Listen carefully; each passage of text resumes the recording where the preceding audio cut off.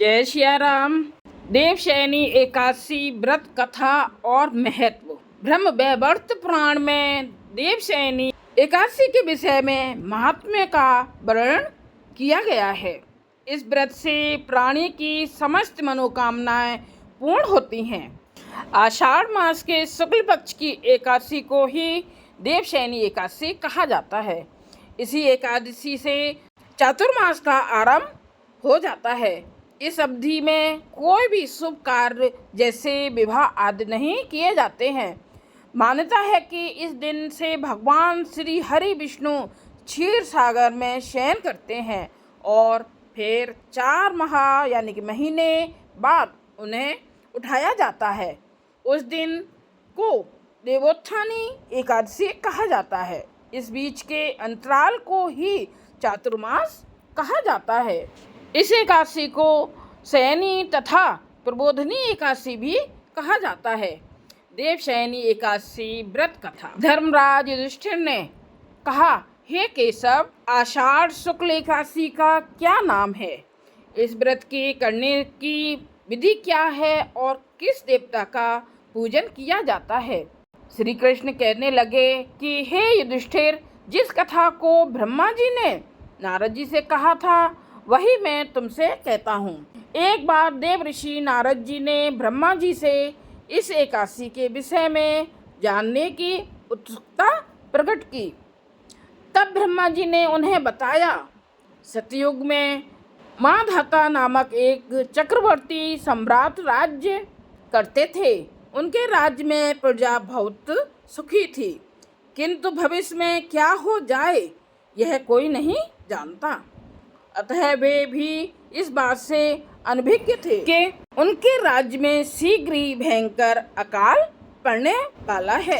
दोस्तों, अगर आपने मेरी वीडियो को अभी तक लाइक नहीं किया है तो लाइक कीजिए, कमेंट्स कीजिए और सब्सक्राइब कीजिए और बेल आइकन बटन दबाना ना भूलिएगा, जिससे कि सबसे पहले आपके पास मेरी वीडियो पहुंचे। उनके राज्य में पूरे 3 वर्ष तक वर्षा ना होने के कारण भयंकर अकाल पड़ा। इस अकाल से चारों ओर त्राही त्राही मच गई। धर्मपक्ष के यज्ञ, हवन, पिंडदान, कथा, व्रत आदि में कमी हो गई।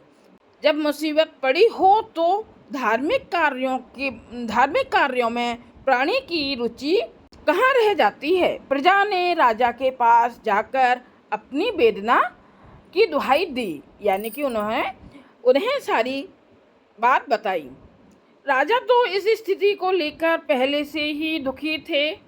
वे सोचने लगे कि आखिर मैंने ऐसा कौन सा पाप कर्म किया है जिसका दंड मुझे इस रूप में मिल रहा है।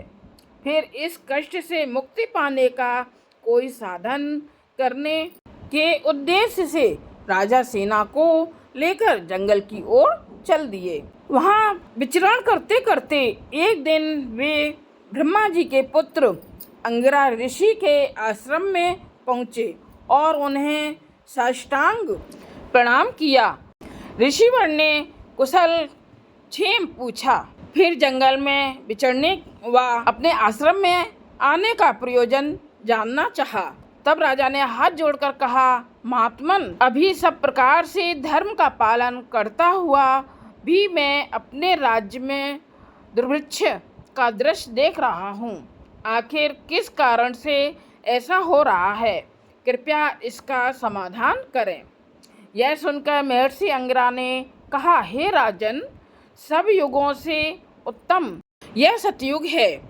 इसमें छोटे से पाप का भी बड़ा भयंकर दंड मिलता है। इसमें धर्म अपने चारों चरणों में व्याप्त रहता है।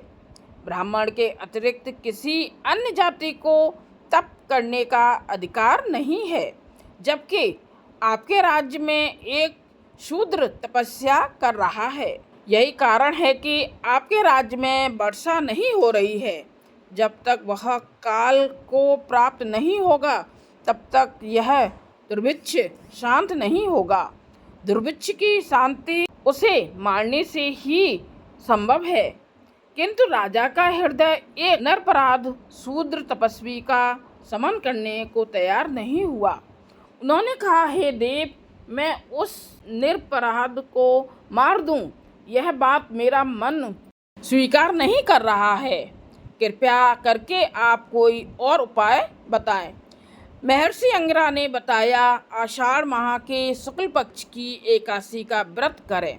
इस व्रत के प्रभाव से अवश्य ही वर्षा होगी।